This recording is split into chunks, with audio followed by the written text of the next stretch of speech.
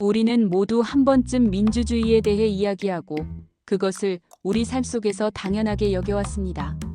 하지만 민주공화국의 적은 누구인가? 라는 질문은 단순히 체제나 제도에 관한 것이 아니라 그 안에서 우리가 어떤 역할을 하고 있는지 그리고 무엇을 놓치고 있는지를 되돌아보게 만듭니다. 심용환 작가의 이 책은 이 질문에서 시작합니다.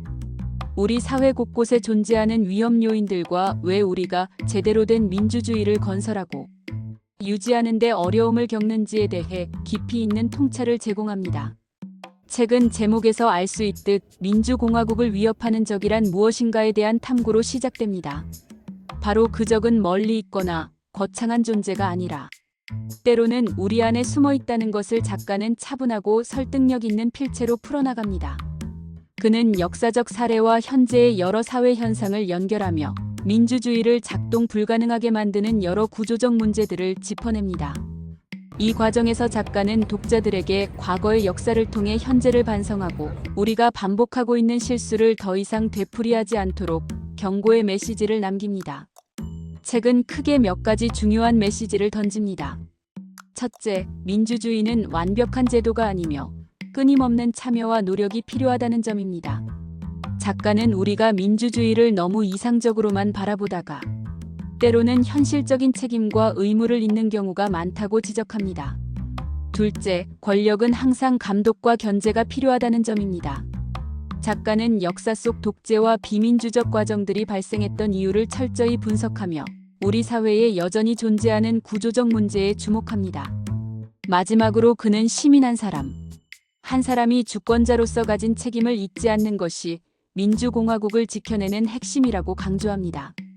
이 책이 주는 시사점은 매우 깊습니다.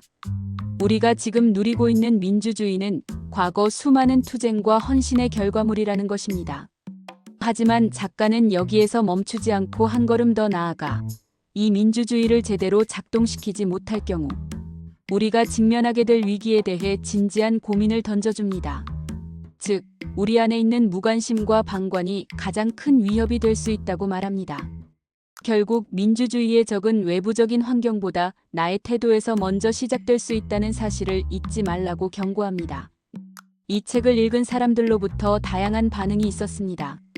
어떤 사람들은 그동안 보지 못했던 우리 사회의 문제들을 하나하나 깨달을 수 있었다고 말했고, 또 어떤 사람들은 지금까지 당연하게 여겼던 민주주의에 대해 다시 생각해볼 기회를 가졌다고 이야기했습니다.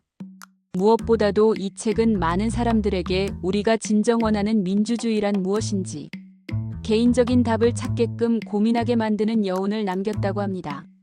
그렇다면 여러분은 어떻게 생각하시나요? 우리 민주공화국을 위협하고 있는 가장 큰 적은 무엇일까요? 그리고 우리는 그 적에 맞서 어떤 노력을 기울여야 할까요? 여러분만의 생각을 댓글로 남겨주세요. 함께 고민하고 이야기를 나누며 더 나은 세상을 만들어갈 수 있기를 기대합니다.